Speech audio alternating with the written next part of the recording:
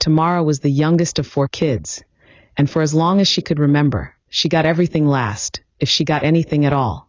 Her sister Jane was 5 years older, and her brothers, Alex and Leo, were 7 and 8 years older. Tamara spent her childhood wearing Jane's hand-me-downs, which wouldn't have been so bad if they hadn't already been secondhand from a cousin. Even when her clothes were falling apart, her parents would say, "Just make it work a little longer, Tamara." Electronics? Forget it.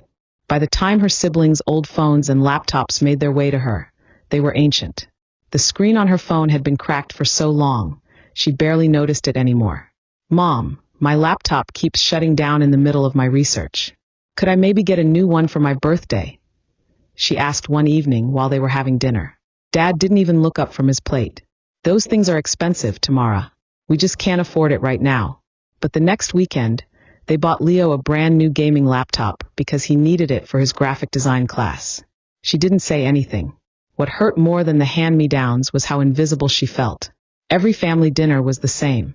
Someone would talk about how Alex got an A on his engineering project, or how Jane's volleyball team was going to state, or how Leo's artwork was chosen for the school showcase. Tamara would sit there, pushing food around her plate, waiting for someone to ask about her day or her interests. They never did. When parent-teacher conferences came around, her mom and dad made a big deal about going for her siblings. For her, they only showed up when the school called to remind them they hadn't met with her teachers all year. What no one at home seemed to notice was that Tamara had found her thing. Chemistry had fascinated her from the very first day of freshman year.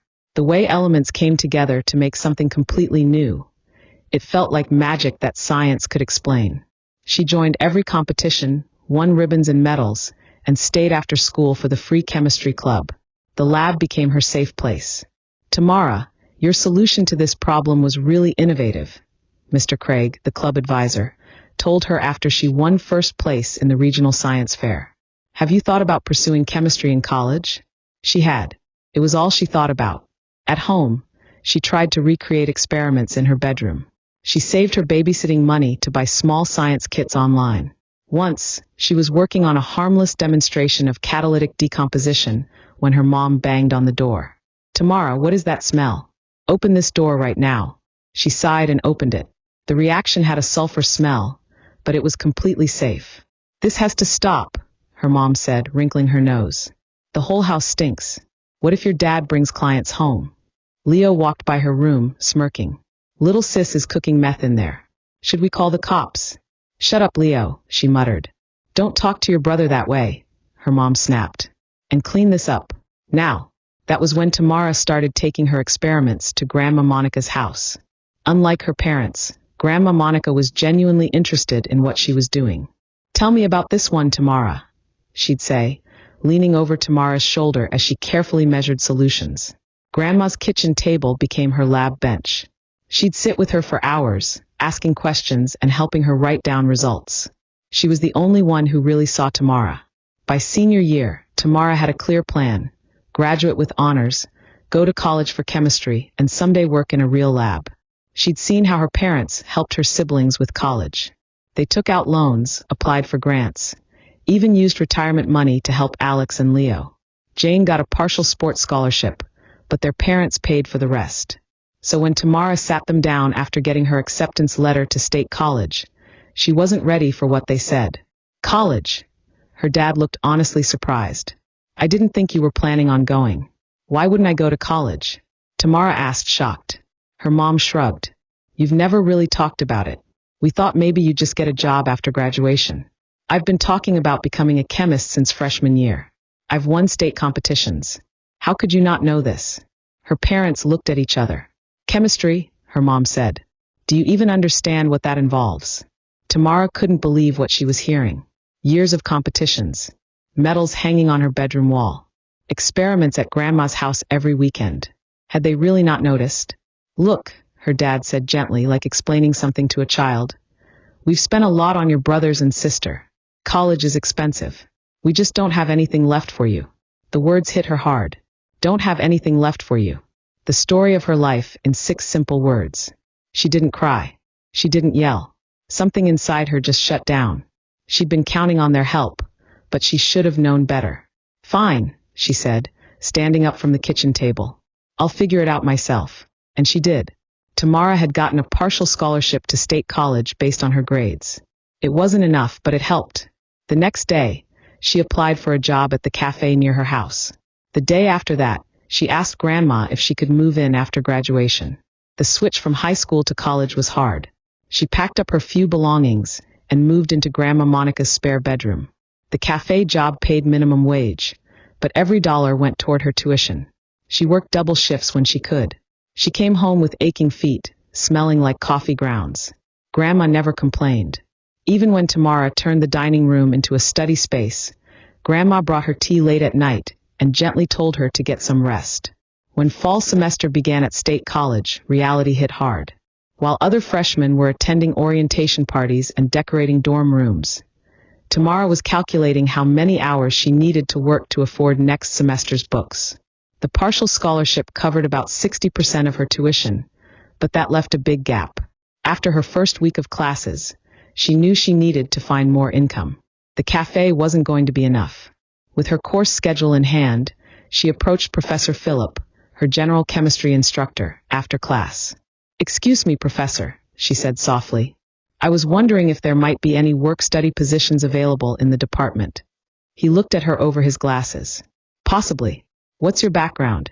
She explained her high school experience with chemistry competitions and independent projects. His expression changed from polite interest to real curiosity. "Come by my office tomorrow. I might have something for you." That something turned out to be 2 part-time positions. One as a lab assistant helping to prepare materials for undergraduate labs, and another shelving books in the science library. Between classes, those jobs, and weekend shifts at the cafe, she barely had time to sleep. But for the first time, she felt like she was building something for herself. Her apartment with Grandma Monica became her safe place. Her grandma always left dinner in the fridge for her to heat up when she got home, no matter how late. Sometimes she'd find little notes. "Don't forget to breathe, Tamara." Or, "So proud of you." Those notes kept her going on the hardest days. Even though she was tired, she gave everything to her coursework. Chemistry wasn't just something she liked anymore.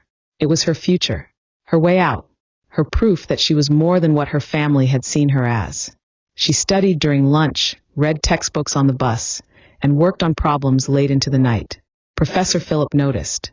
He started giving her more challenging assignments and invited her to sit in on advanced classes. One day after lab, he stopped her.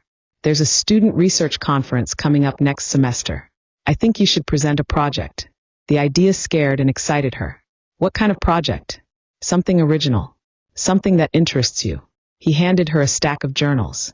"Start reading. Look for gaps. Questions no one's answered yet." She spent weeks going through research papers, scribbling ideas in notebooks. In time, she decided to explore a new catalytic approach to breaking down pharmaceutical compounds in wastewater. Something with real-world use, and that built on her strengths. The next few months were a blur of classes, work, and research. She'd come home to Grandma Monica's apartment well after midnight, eyes burning from hours in the lab. But slowly, her project took shape. The early results were promising, showing better efficiency than current methods. When she presented her findings at the Freshman Research Symposium, she was nervous but ready. She knew her data inside and out. What she didn't expect was the reaction. "Extraordinary work for a first-year student," one professor said. "Where did you learn these techniques?" another asked. A department chair pulled her aside afterward. "Tamara, we don't often see this level of sophistication from undergraduates. Would you be interested in presenting at the regional conference next month?" She agreed immediately, even though she had no idea how she'd manage more work in her already full schedule. Somehow she made it happen. The regional conference was bigger and more intimidating. Most of the presenters were graduate students or professors. She was easily the youngest person there. Her presentation wasn't perfect. Her voice shook at first, and she messed up one slide. But her content was solid. When she finished, questions came quickly. She answered each one clearly, confidently, holding her ground even when challenged by a skeptical postdoc. Afterward, a woman approached her. "I'm Dr. Gladys Rivera from Eastridge University." That was impressive work. Eastridge, an Ivy League school. Her heart raced. "Thank you," she managed to say. "We should talk about your future plans." the woman said, handing her a card. "I'd love to hear more about your research." Tamara didn't tell her parents about any of this. They hadn't called once since she moved out, not even to check if she was okay. Sometimes she saw posts on social media about family dinners or parties she wasn't invited to. It still hurts, but not as much as before. As the first year went on, her project grew. Professor Philip gave her more lab time and more resources. He started introducing her to his colleagues as our rising star. She wasn't used to being recognized or being seen. When spring semester ended, she had a 4.0 GPA, a growing research portfolio, and an invitation to work in Professor Philip's lab over the summer. The dean's office also told her she qualified for an extra merit scholarship for her sophomore year. Things were finally looking up. Then came the call that changed everything. She was cleaning glassware in the lab when her phone rang. It was Dr. Rivera from Eastridge. "Tamara, I've been following your work. We have a special transfer program for exceptional students. Full scholarship, starting your second year. You'd work directly with our research faculty." Tamara told her she needed some time to think. After she hung up, she sat on a lab stool, her mind racing. Eastridge was the chance of a lifetime. A full scholarship. Research with top scientists. The kind of education her siblings got without question. One she'd been told was too expensive for her. When she told Professor Philip about the offer, she expected him to be disappointed. Instead, he smiled wide. "You'd be a fool not to take it, Tamara. This is what you've worked for." That night, Tamara told Grandma Monica the news over dinner. She reached across the table and gently squeezed her hand, her eyes glistening. "Your grandfather always said cream rises to the top," she said. "He'd be so proud to see you now." 2 weeks later, Tamara accepted Eastridge's offer. As she packed her belongings yet again, she realized she hadn't mentioned any of this to her parents. They didn't know about her research, her scholarship, or her transfer. She didn't need their approval anymore. Eastridge University was everything she had dreamed of and more. The campus stretched across acres of green lawns and old buildings with history in their walls. The chemistry department had equipment she had only read about in journals. Her apartment, paid for by her scholarship, was small but modern, the first place that had ever truly been hers. The work was hard. As a transfer student, she had to catch up quickly to meet Eastridge's high standards. She spent most of her first semester buried in textbooks, determined not to waste the opportunity. Her classmates came from top private schools. Their parents were doctors, lawyers, and professors. She kept her background to herself, giving vague answers when people asked personal questions. The best part of Eastridge was working with Professor Justin Anderson. He had been nominated for the Nobel Prize twice for his work in catalytic chemistry. When she first walked into his lab, she was so nervous she could barely speak. "You must be Tamara," he said, not looking up from his microscope. "Gladys says you've got real talent. Show me." Professor Anderson was tough but fair. He pushed her harder than anyone ever had.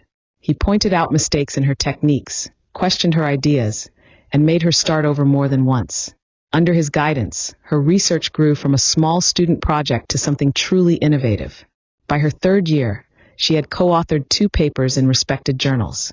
She gave talks at conferences all over the country, and even spoke at an international meeting in Berlin. Every success felt like another step away from the invisible girl she used to be. Grandma Monica was still her only link to the life she had left behind. They spoke every week, and she flew her out to visit twice a year.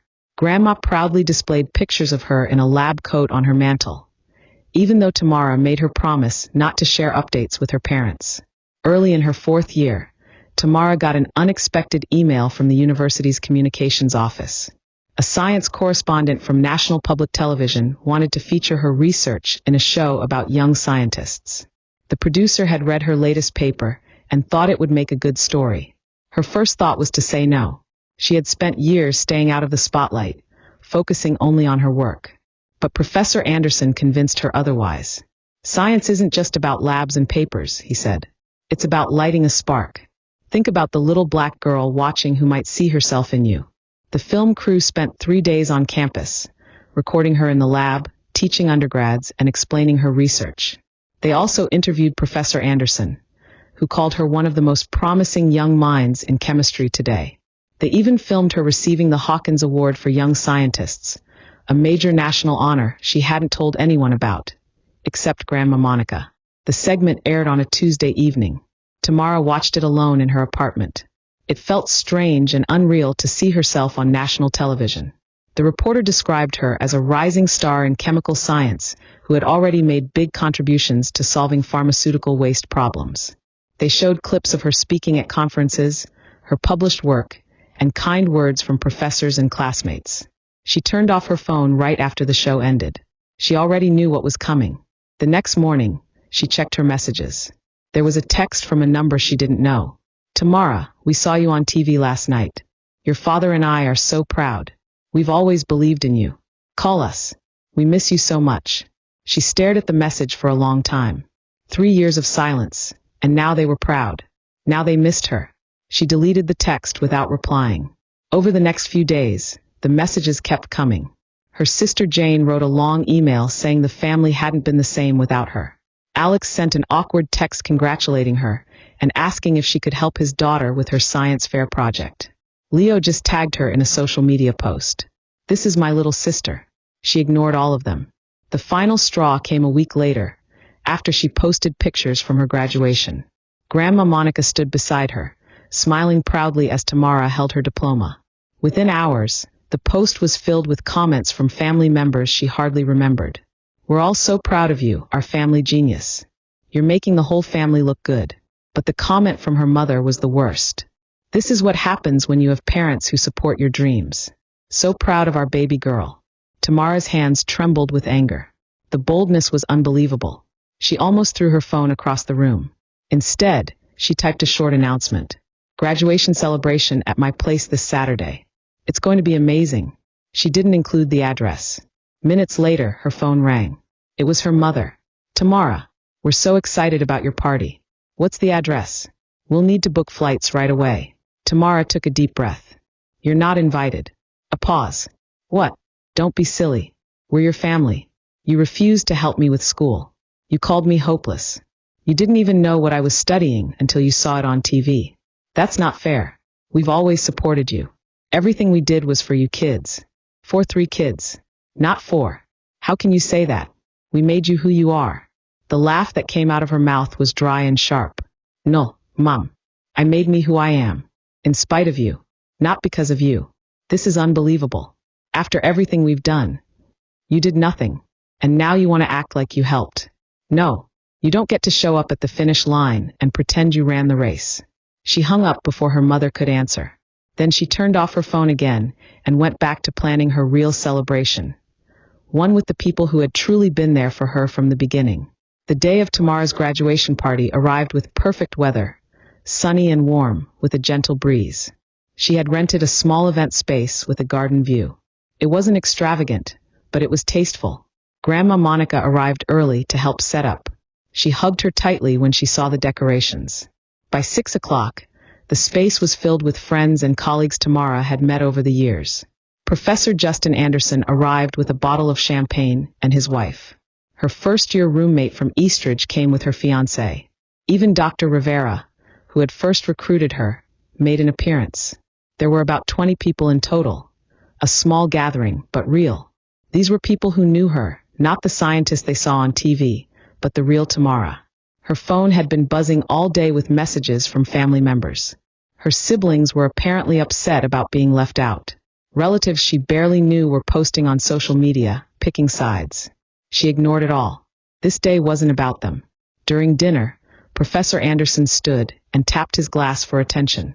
The room went quiet. I've been teaching for over 30 years, he began. And in that time, I've had thousands of students. Some brilliant, some hardworking, some creative. Rarely do you find all 3 qualities in one person. He turned to her. Tamara is that rare combination. But what impresses me most is her resilience. Science is about failure. Failing better, failing forward, until suddenly, you're not failing anymore. You're discovering. He raised his glass. I'm pleased to announce that Tamara will be joining our research faculty next fall as a full-time research associate in my laboratory. The room broke out in applause. Tamara blinked back tears as people came over to congratulate her. A job offer from Professor Anderson's lab was something postdocs across the country dreamed about. She had known it was possible, but hearing it announced publicly made it real. The party was winding down when she saw Professor Anderson talking to someone at the door. He caught her eye and waved her over. "There's someone here to see you," he said quietly. Her heart sank. She expected to see her parents or siblings.